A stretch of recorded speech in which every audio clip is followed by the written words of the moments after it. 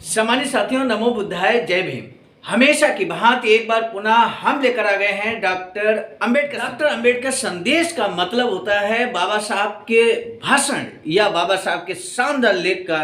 Doctor Ambedkar संदेश नियमित सुबह 5 बजे हम लाते हैं आवाज का ऑफिशियल यूट्यूब चैनल के माध्यम से। मुझे पूरा भरोसा है कि आपने यूट्यूब चैनल आवाज का ऑफिशियल को सब्सक्राइब जरूर कर लिया होगा। बाबा साहब के आंदोलन को समझने का यही एकमात्र डॉक्टर अंबेडकर संदेश के माध्यम से, बाबा साहब डॉक्टर अंबेडकर संपूर्ण वाङ्मय के माध्यम से, बाबा साहब के विभिन्न लेख, बाबा साहब के क्रांतिकारी भाषण हम आप तक नियमित। अंबेडकर संदेश में कभी बात होती है महार सत्याग्रह की, तो कभी बात होती है गोलमेज सम्मेलन की, कभी बात होती है मन स्मृति दहन की, तो कभी बात होती है भारतीय संविधान की, और कभी लेकर आते हैं बाबा साहब के ऐसे स्पीचेज जो बुद्धिज्म को लेकर क्रांतिकारी स्पीचेज बाबा साहब के होते हैं। तो इसलिए डॉक्टर अंबेडकर संदेश के साथ नियमित आप जुड़े रहेंगे, ऐसा मुझे पूरा विश्वास है। आज का डॉक्टर अंबेडकर संदेश बहुत ही खास होने वाला है। आज के डॉक्टर अंबेडकर संदेश में मिलेगा एक बड़ा संदेश, और ऐसा संदेश जो समाज के जन जागरण के लिए बेहद उपयोगी होगा। डॉक्टर अंबेडकर संदेश को लेकर हम उपस्थित हो चुके हैं। मैं हूं संजीत आर्य, राष्ट्रीय कोषाध्यक्ष आवाज का, नई दिल्ली। आज का डॉक्टर अंबेडकर संदेश बहुत ही खास होने वाला है।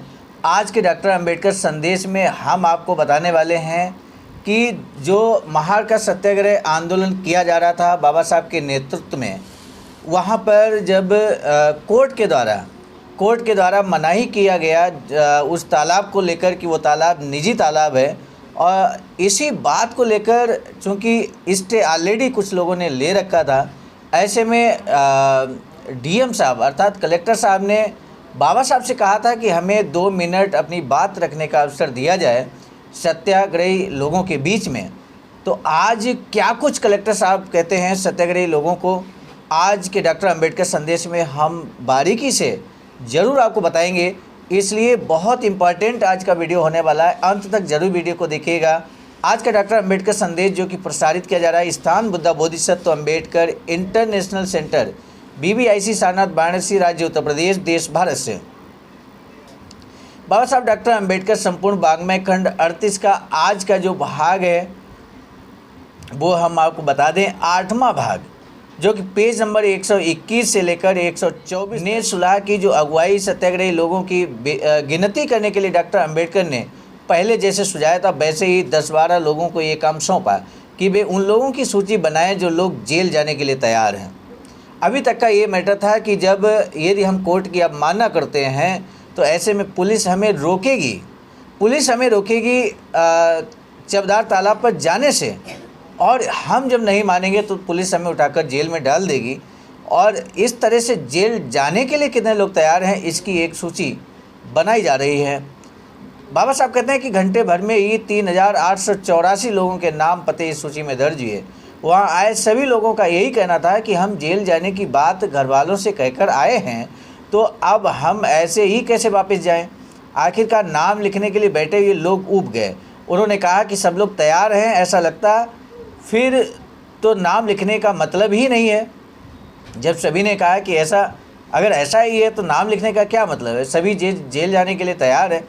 इसलिए 3:30 बजे करीब के आसपास नाम लिखने का काम बंद कर दिया गया।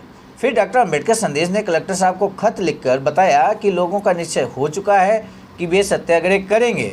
आपने कहा था कि आप सभा में आकर अपना पक्ष रखना चाहते हैं। शाम 5 बजे सभा की शुरुआत होगी, सो अगर आप चाहें तो आ सकते हैं। इस प्रकार कलेक्टर साहब और police superintendent mister Farrant, police inspector और फौजदार आदि लोग सभा स्थल पर पहुंचे।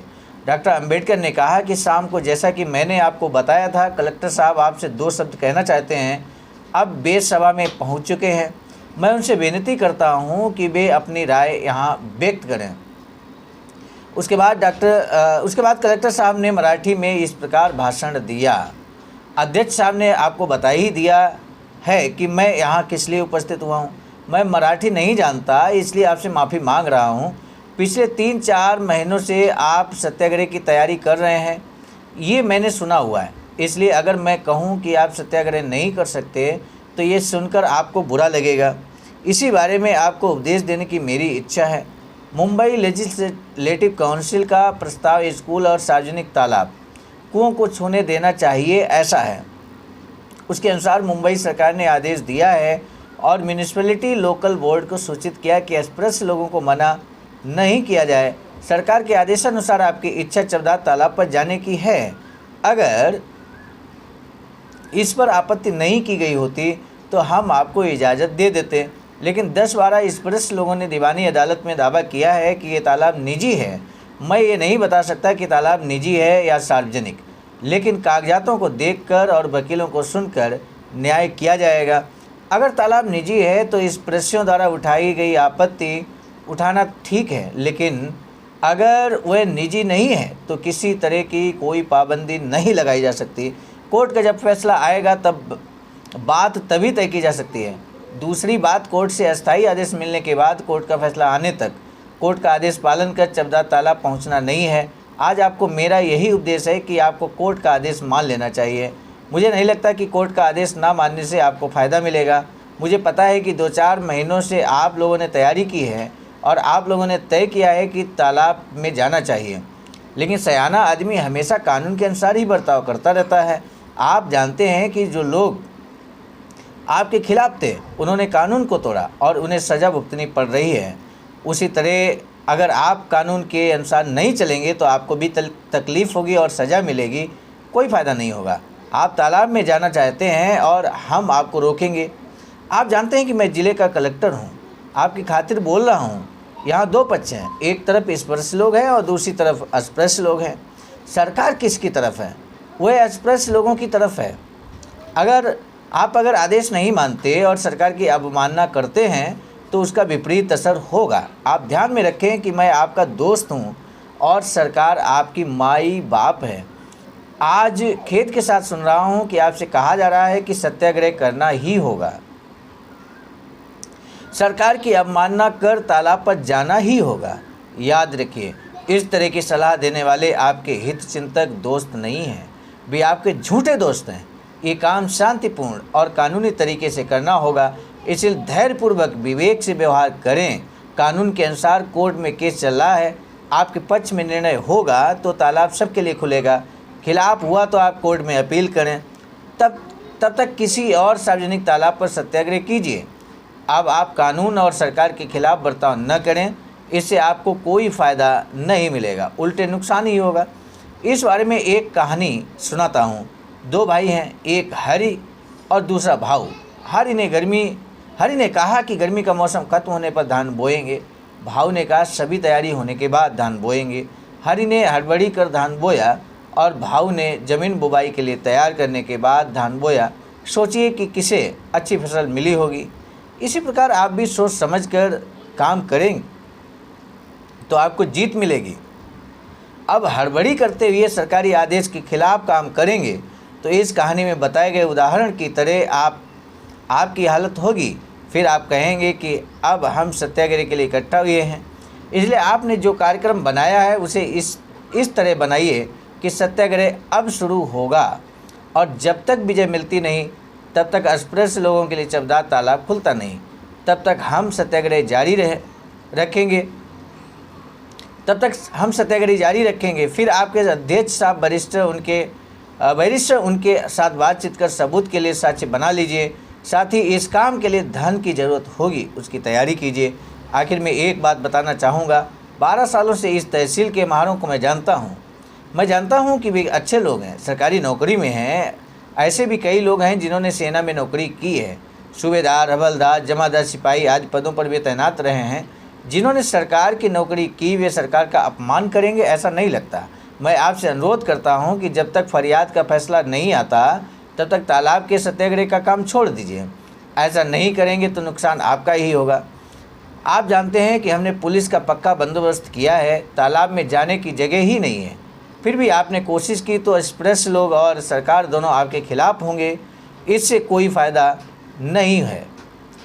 थोड़ा रुकिए, आपके नेता समझदार हैं, उन्हें कोर्ट के बारे में जानकारी है, उनके साथ काम कीजिए, आपका काम बन जाएगा, फैसला आपकी तरफ से होगा, फिर कोई हर्ज नहीं होगा। आपके फ़ायदे के लिए मैं ये उपदेश दे रहा हूँ। जो कुछ कहा उसे अपने दोस्त द्वारा दी गई समझ मानकर उस पर अमल करेंगे, ऐसी उम्मीद करता हूँ। बाद में अध्यक्ष की इजाज़त से श्री जवलकर ने कहा, सुबह आए हैं तब से महाड़ के सभी मराठी नेताओं से मिले। उनमें से हर किसी ने बताया कि वे अस्पृश्यों के खिलाफ नहीं जाएंगे। सबूत के तौर पर उन्होंने मुझे एक घोषणा पत्र लिखकर दिया है। वह इस प्रकार है, हम श्री केशवराव जेदे और दिनकर राव जवलकर को महाड़ दिनांक 26 दिसंबर 1927 हमारा आगे दिया जा रहा कथन महाड़ मराठा समाज की राय समाज के सामने रखें।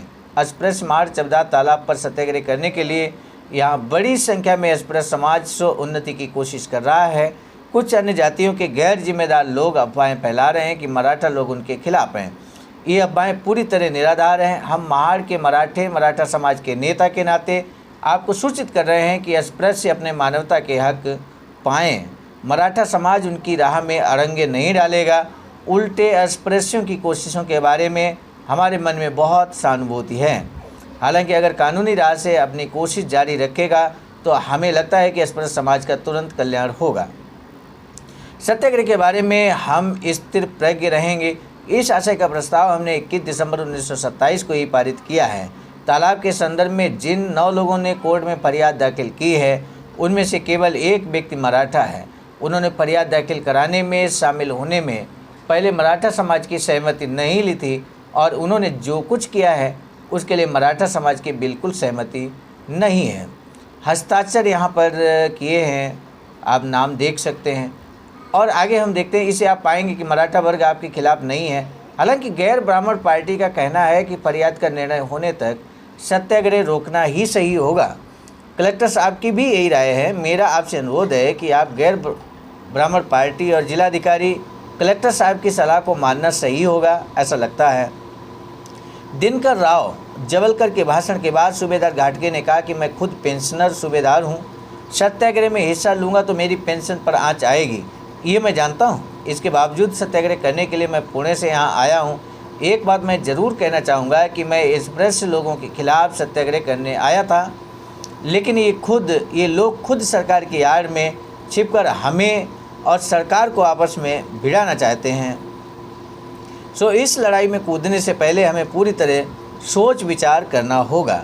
सरकार दुराग्रही होती तो हमें इस लड़ाई में कूदना ही पड़ता, लेकिन कलेक्टर साहब के भाषण से ऐसा लगता नहीं। हमारे लिए उनके मन में सहानुभूति है, फिर बेवजह सरकार से भिड़ना क्यों? आज हमने जो उत्साह दिखाया वह बहुत ही अपूर्व है। मैं उसके लिए आपका अभिनंदन करता हूँ। इतना उत्साह हो तो आपको सफलता भी ज़रूर मिलेगी। हालांकि बदले हुए हालात देखकर आपको सब करना होगा, ऐसा मुझे लगता है। मेरी आपसे यही विनती है, कलेक्टर साहब को जल्द लौटना था, सो इसके लिए बाबा साहब ने उनके प्रति आभार प्रदर्शन किया और उन्हें छोड़ आए। हालांकि कलेक्टर साहब के भाषण का सत्याग्रह के लिए आए लोगों पर कोई असर हुआ हो, ऐसा नहीं लगा, क्योंकि ऐसा लगा जैसे कलेक्टर साहब के जाने के बाद वक्ता जब उनके बारे में बोलने लगे तब सत्याग्रह के खिलाफ बोलने वाले वक्ताओं की बातें सुनने के लिए लोग तैयार नहीं थे। हालांकि राजमान्य कृष्णाजी दावणे तथा सुश्री शांताबाई सिंधे जैसे सत्याग्रह के पक्ष में बोलने वाले वक्ताओं के भाषण पर तालियां बजी। शाम के 7 बजे तक यही बहस चल रही थी। तब डॉक्टर अंबेडकर ने बताया कि आज रात एक बार फिर बैठकर इस पर विचार किया जाएगा, कल सुबह पक्का निर्णय लिया जाएगा। उन्होंने सभा समाप्ति की घोषणा की। तो क्या निर्णय लेंगे, सभा समाप्ति के बाद क्या निर्णय लेंगे और अगले दिन यानी कि तीसरे दिन 27 दिसंबर 1927 को क्या निर्णय होगा, इस बारे में अब अगले भाग में ही हम आपको बता पाएंगे, क्योंकि आज का ये 8वां भाग महाड़ परिषद का यहाँ पर जो महाड़ सत्याग्रह परिषद है उसके अंतर्गत हो रहा सत्याग्रह। आज 26 दिसंबर 1927 दूसरा दिन है। तीसरा दिन 27 दिसंबर 1927, तीसरे दिन का पूरी कार्रवाई लेकर हम कल उपस्थित होंगे। कल के वीडियो में आप देखिएगा कि डॉक्टर अम्बेडकर संदेश में हम आपको बताएंगे क्या कुछ निर्णय होता है, सत्याग्रह होता है अथवा नहीं होता है। निश्चित रूप से सोच समझकर जो लीडर्स है, बुद्धिजीवी वर्ग है, वो निर्णय लेंगे और उस निर्णय से हम आपको समय रहते जरूर अवगत कराएंगे। आज के डॉक्टर अंबेडकर संदेश को समाप्ति की ओर हम ले जा रहे हैं। हम आपको बता दें, बाबा साहब की एक अधूरी इच्छा भाईचारे की सेंटर बनाने की है, जिस पर नियमित काम हो रहा है। SBI account number, IFSC code screen पर दिखाया गया है। इस पर आप भी धमदान करके अपना बहुमूल्य योगदान कर सकते हैं। सम्मानित साथियों, अब हम आपको बता दें, आज का डॉक्टर अंबेडकर संदेश हम आप तक पहुंचाने में सफल रहे मिशन नायक बुद्ध मित्र मुसाफिर सर, राष्ट्रीय महासचिव आवाज़ का नई दिल्ली, साथ ही साथ उनकी प्रेरणा में और संकलनकर्ता के रूप में परम आदरणीय विजय कुमार बौद्ध जी, प्रांतीय कोषाध्यक्ष आवाज़ का बिहार, प्रस्तुतकर्ता के रूप में मैं स्वयं सर्वजीत आर्या, राष्ट्रीय कोषाध्यक्ष आवाज़ का नई दिल्ली। पुनः मिलेंगे नए डॉक्टर अंबेडकर संदेश के साथ। तब तक दे दीजिए इजाज़त। आप सभी को सादर नमो बुद्धाय। जय भीम।